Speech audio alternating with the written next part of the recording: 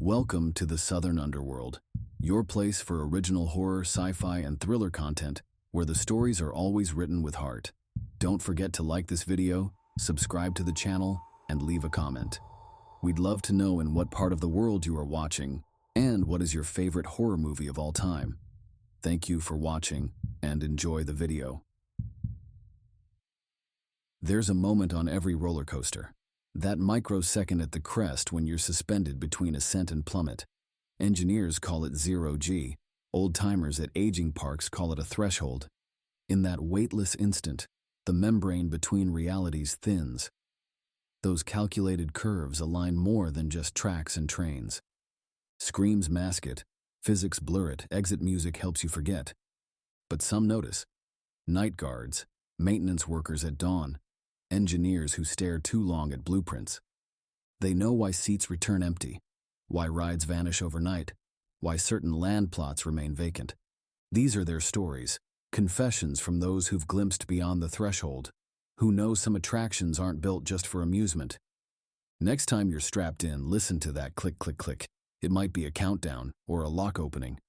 And at that weightless moment, don't look down, look through.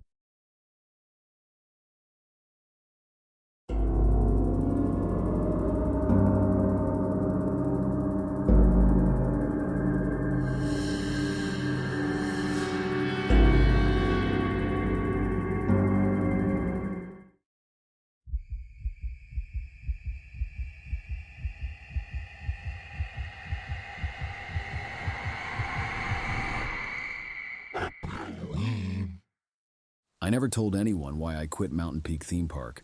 23 years running the Screaming Eagle, and I've kept my mouth shut about what happened. Most folks would think I'm crazy anyway.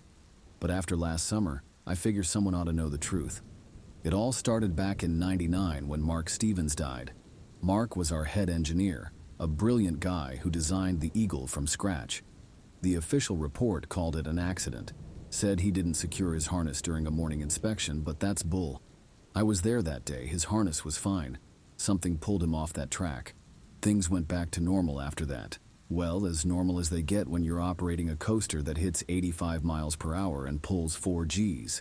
The Eagle was always the park's star attraction. People came from all over just to ride it. Then the disappearances started. Not many at first, maybe one every couple of years. Someone would get on at the station, clear as day on our cameras, but when the train came back, their seat would be empty. The first few times, management figured they must have somehow gotten out mid-ride, which is impossible if you know anything about roller coasters. Park higher-ups buried everything, paid the families, and called it guest misconduct in the paperwork. I might have bought that explanation if I hadn't started seeing Mark on the security feeds. Not all the time, just certain days, Valentine's Day, Christmas Eve, Mother's Day, family holidays. He'd show up as this dark shape next to specific riders, always in the back row, always right before that Cobra roll where he died. At first, I thought I was losing it. Too many 5 a.m. shifts, too much stress. But then other operators started noticing things too. Shadows moving wrong around the track, screams that didn't sound like your typical roller coaster screams. I started keeping track. 17 people vanished over 20 years, always on those family holidays, always in the back row. And here's the weird part. They always reminded me of Mark somehow. Young dads, engineers, people with that same spark he had, and it was only ever the Eagle. None of the other rides had problems. Last summer, this kid Jimmy started working with me. Fresh out of engineering school, reminded me of Mark so much it was eerie. Same enthusiasm for the mechanics, the same way of talking about coaster design like it was poetry. After a few weeks, he started noticing things too.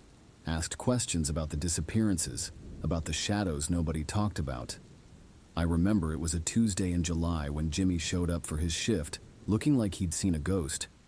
Said he'd been reviewing the original blueprints and found something in Mark's designs. The Eagle's track geometry wasn't just about thrills. The curves, the loops, the precise angles, they created some kind of pattern. Jimmy insisted that the coaster was designed to rip something apart, not metal or concrete, but something more fundamental.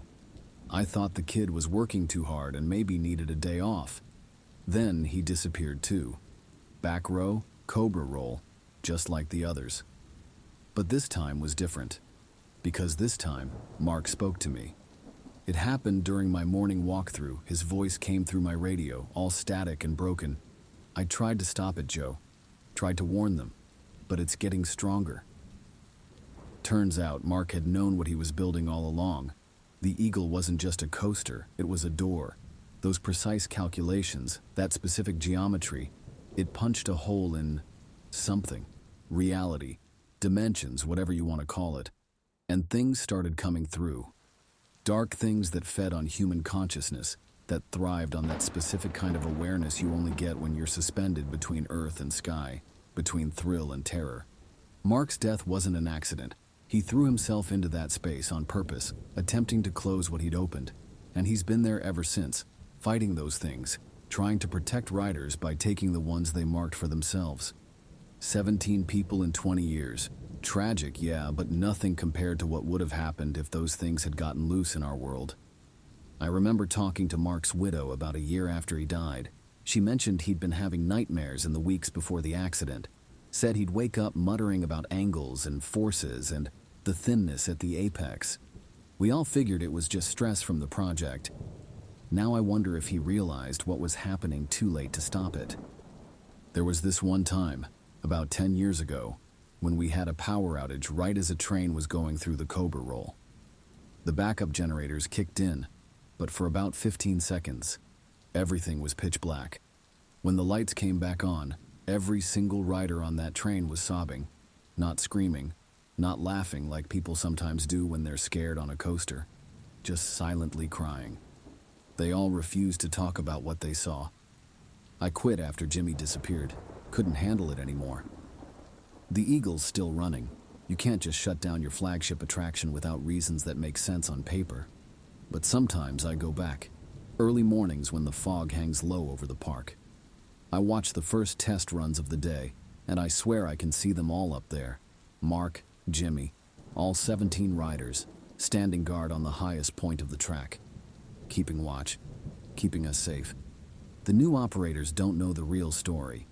They don't know why we never sell tickets for the back row on holidays, why there's always a technical issue that requires that row to be empty. Management calls it superstition and lets them do it because it's easier than arguing. I've never been much for religion or supernatural stuff. Before all this, I would have laughed if someone told me a roller coaster could punch a hole in reality. But I know what I've seen. I've been working security at a shopping mall for the past year. Nice and boring, just how I like it. But sometimes I dream about the Eagle. In my dreams, I'm riding in that back row, and as we approach the Cobra Roll, Mark is sitting next to me. He looks tired but peaceful. He tells me, some doors can't be closed once they're opened, but we can still stand guard. I wake up from those dreams feeling like I abandoned my post, like I should be back there, helping somehow. But what could I do? I'm just an old ride operator who's seen too much, so I just keep my head down, do my job, and hope that whatever Mark and the others are holding back stays where it belongs. If you ever find yourself at Mountain Peak and decide to ride the Screaming Eagle, do me a favor, stay out of the back row. And if you feel something brush past you in the Cobra Roll, or hear a voice in the wind that sounds like static on a radio, just know that Mark Stevens is still up there, still protecting us all. Some sacrifices don't end with death. Some duties carry on. That's the truth about why I left. Believe it or not, doesn't change what happened, but I'll sleep better knowing I've finally told someone. You know, I've never really told anyone the full story of why I quit my job at Thunder Peak Adventure Park. Most people assume it was because the place was closing down, and I just got a jump on finding new work. That's what I let them believe. The truth is a lot harder to explain. I was a maintenance engineer there for almost 7 years. My specialty was the big coasters, especially the Descent. This monster of a steel coaster that broke 3 world records when it opened. I knew that ride better than I knew my own car. Every bolt, every bearing, every inch of track. At least, I thought I did. The park had been struggling for a while. Attendance was down, maintenance costs were up, the usual story of failing amusement parks. When corporate announced they were shutting the place down, it wasn't exactly a shock. Most of the staff started leaving immediately, finding other jobs before the final day. By that last week, we were running on a skeleton crew. Just me, a handful of ride operators, and maybe 20 other maintenance folks keeping things going until the end. It was a Thursday night, 3 days before the official closure. I was doing my standard evening inspection of the descent when something caught my attention. The chain tensioner on the lift hill was giving readings that didn't make sense. If you don't know roller coasters, that's the mechanism that pulls the train up the big hill before the first drop. The readings were weird. Like the chain was simultaneously too tight and too loose. I called Gary in the control room over the radio. "Hey, you seeing anything strange with the lift hill readings?" "Nope, all normal on my end," he replied. Something didn't feel right. I decided to climb up and check it myself. I'd made that climb hundreds of times before, 247 steps to the top to be exact. But that night, something felt different from the moment my boots hit the first step. The metal was vibrating at a frequency I'd never felt before. Not the normal mechanical vibration you expect, but something off rhythm, wrong. The higher I climbed, the more disoriented I felt. The park lights below started to blur together, and the wind carried sounds that shouldn't have been there. Mechanical grinding mixed with what sounded like distant screams. I told myself it was just exhaustion. We'd been working double shifts since half the staff left. When I reached the top, I found something that still haunts me. The chain mechanism was moving in ways that violated everything I knew about physics and engineering. Parts of it seemed to flicker in and out of existence like a bad TV signal, and there was this dark liquid seeping from between the gears. Not oil or grease, but something that absorbed light rather than reflected it. I tried to radio down to Gary again, but all I got was static and what sounded like voices played backward. That's when I noticed a train climbing up the lift hill. According to the schedule, there shouldn't have been any more rides that night. The park closed at 8 and it was nearly 10. But there it was, a fully loaded train. As the train crested the hill, time itself seemed to stutter. The riders. Their faces were wrong. They looked simultaneously young and old, their features constantly shifting like those deep fake videos, but more fluid, more horrifying. The train didn't roll down the track like normal. It sort of skipped through space, appearing in one section and then another, without traveling the distance between. I ran down those stairs faster than I'd ever moved in my life. My heart was pounding so hard I thought it might burst. When I reached the station, Gary was gone. The control panel was covered in that same dark liquid, and the monitors showed camera angles of the park that weren't possible, views from cameras that didn't exist. I tried emergency shutdown procedures, but nothing worked. The train kept running, cycle after cycle. Each time it returned to the station, the passengers looked less and less human. Their movements became jerky and mechanical. But the worst part? Several faces stood out to me, distorted versions of people from my own life. My wife, my brother, even my dad who'd passed away years ago. I don't remember leaving the park that night. Somehow I ended up in my car, then my driveway, then lying in bed staring at the ceiling. Sleep was impossible. Every time I closed my eyes, I saw those faces, those impossible movements of the train. When morning came, I dragged myself back to the park. I had to know if what I'd seen was real or if I was losing my mind. Everything was normal, perfectly, maddeningly normal. The descent stood there in the morning sun, just a machine made of steel and paint. The chain tensioner readings were perfect. Gary was in the control room drinking coffee like nothing had happened. "You okay, man?" he asked. "You look like shit." Did we run the descent last night after hours?" I asked. Gary looked at me like I was crazy. Course not, shut everything down at 8 just like always. But when I checked the rider count logs, there was a 3-hour gap in the data. From 9:30 p.m. to 12:30 a.m., the system recorded nothing. No operations, no errors, nothing. I quit that day, told them I was taking early retirement, collecting whatever severance they were offering for the closure. My supervisor didn't even argue. They were letting people go anyway. The park closed 2 days later, right on schedule. I kept tabs on the demolition through some buddies who stuck around for that phase. They reported strange problems with the descent, tools disappearing, unexplainable equipment failures, weird noises at night.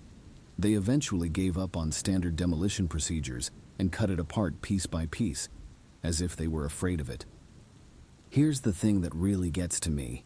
About 6 months after everything was supposedly gone, I drove past the site. The entire park had been razed, replaced by the early construction of some generic office complex.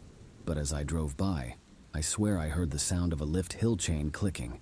That distinctive metal-on-metal rhythm that becomes part of your blood when you work with these machines long enough. When I looked in my rearview mirror just for a split second, I saw the descent standing there, silhouetted against the sky, and a maintenance worker was climbing those stairs. I hit the brakes so hard that the car behind me nearly rear-ended me. When I looked again, there was nothing but construction equipment and half-built office walls. My wife thinks I had some kind of breakdown from the stress of losing my long-term job. The doctor called it an acute stress reaction and prescribed some pills that I never took. Maybe they're right. God knows I want them to be right.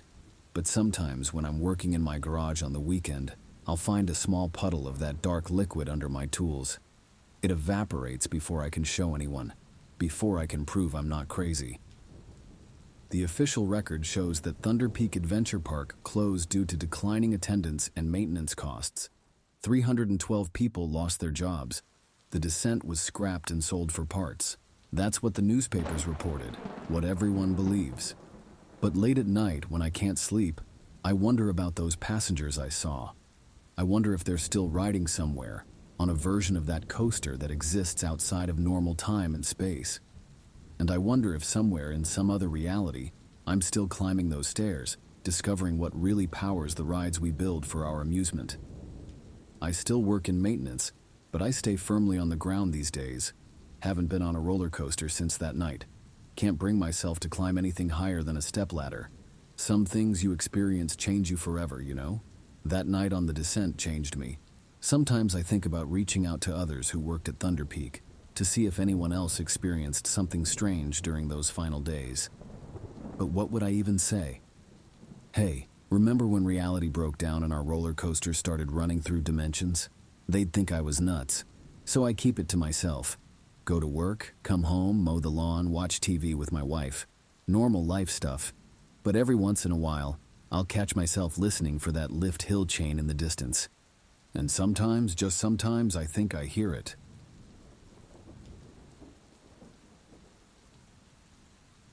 I never thought a security job at an amusement park would change my life, but here we are.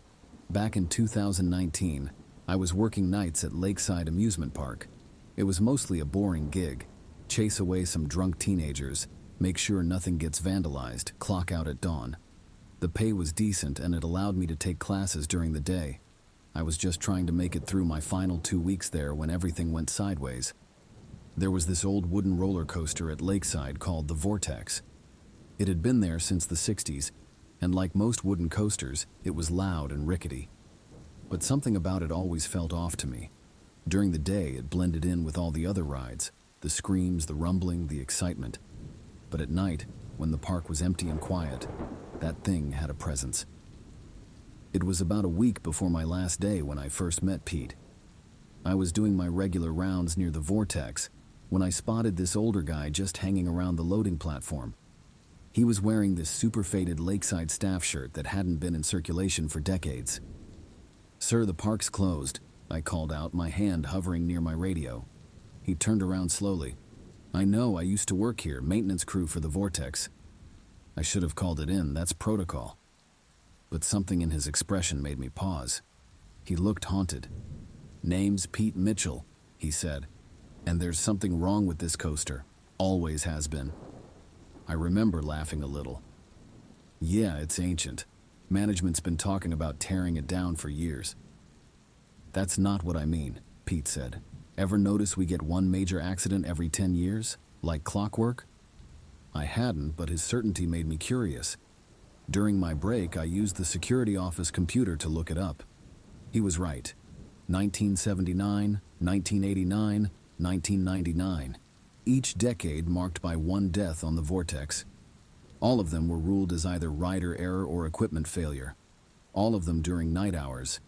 And the weirdest of all, they never found the bodies at the time of the incidents. The next night I sought Pete out, found him in the same spot. "You worked here in '79?" I asked. "During the first accident?" He nodded. "I was doing a late-night inspection. The track. It moved. Not like normal settling or expansion. It moved like it was breathing." His eyes went distant. Then I heard screaming. Not the fun kind. By the time I got to the station, the train was back, but it was completely empty. One rider was just gone. "That's impossible," I said. "Look up Richard Kane," Pete replied. "He designed this thing, but check the original plans, not the ones they show the public." I know I should have dropped it. My job was to walk around, check locks, and report suspicious activity, not investigate old accidents. But I kept thinking about what Pete said. During my breaks over the next few days, I snuck into the park archives. They kept everything. Yellowed blueprints, maintenance logs, old employee records. Kane wasn't just an engineer. He was obsessed with sacred geometry and ancient ritual sites. The vortex wasn't designed like a normal coaster. From above, the track formed this complex spiral pattern, almost like those crop circles you see online. But the real discovery came when I checked the foundation. Under the main support beam, hidden where no one would casually look, I found these symbols carved into the concrete. They didn't match any language I recognized. That's when Lisa disappeared. She was another night guard, covering the east side of the park, including the vortex. On the security footage, you could see her walking up to the platform. Then the camera went to static for about 30 seconds. When the picture came back, she was gone. But there was something else. In the frame right before the static, I could swear I saw other people on that platform. When I zoomed in on the grainy footage, their faces matched the missing riders from the reports. I started spending my shifts watching the vortex. Sometimes around 3 a.m., the mechanics would start moving on their own. No power, no explanation. The train would cycle through, empty except not quite empty. In the back row, there were always shadows that looked like people. It all came to a head in late October, my final week. I was doing my last round when I heard the chain lift running, that distinctive click, click, click sound that's impossible to mistake. I rushed over and found Pete on the platform again, but he looked different, younger, like in a staff photo I'd seen from '79. That's when it hit me. I checked the missing persons list from the first accident. Pete Mitchell was the first victim. "You've seen them, haven't you?" he asked when he saw my face change. "The others? We're all still here. Kane built this thing as a gate, not to anywhere good. Every 10 years it needs to feed." I thought he was crazy. Then the train started moving by itself. The track shifted. It's hard to describe, but it was like reality was bending. Through the gaps in the structure, I could see something else. This vast, dark space filled with twisted metal and shapes that didn't make sense. And faces. So many faces. Pete grabbed my arm. His hand felt ice cold. "Kane's still here too, in the maintenance tunnels. He's been keeping it going, feeding it. But tonight we end it." What happened next is still foggy in my mind. We found Kane in the tunnels beneath the ride, but he didn't look human anymore. There was a struggle. Pete somehow pulled Kane into that dark space between realities while I destroyed the symbols in the foundation. The whole coaster shuddered, like it was having a seizure. When morning came, the vortex was gone. Not torn down, just gone, like it never existed. The park put out a statement about an emergency demolition, but that's impossible. You can't demolish an entire roller coaster overnight without anyone noticing. The strangest part, they found Lisa 2 days later, wandering around downtown with no memory of what happened. Over the next week, all the other victims from previous decades turned up too, scattered across the country, all with the same memory gap, all except Pete and Kane. I quit immediately after that night. Some nights I still dream about what I saw through those gaps in reality. The park's still open, but they never rebuilt on that spot. I drive by sometimes late at night. The empty lot where the vortex stood feels wrong somehow. And sometimes, just for a second, I see a shadow against the sky, the outline of a wooden coaster that shouldn't be there, and figures racing through the dark on an endless loop. I don't tell this story much. Who would believe it? but I've done some research since then. There are other rides out there with similar patterns, attractions with too many accidents, designers with strange obsessions, patches of empty land where something used to stand. So this is my warning. If you're ever at an old amusement park at night and you see a ride moving when it shouldn't be, or shadows that look like people in empty seats, just walk away. Some rides aren't built just for thrills. Some are built as gates. And trust me, whatever's on the other side isn't something you want to meet. I still wonder about Pete sometimes, if he's still fighting Kane in that place between places, if the gate is really closed for good. I hope so. But sometimes when I'm driving past Lakeside on quiet nights, I swear I can hear the distant sound of a chain lift running. Click, click, click, and I drive a little faster, my eyes straight ahead, trying not to look for the shadows against the sky.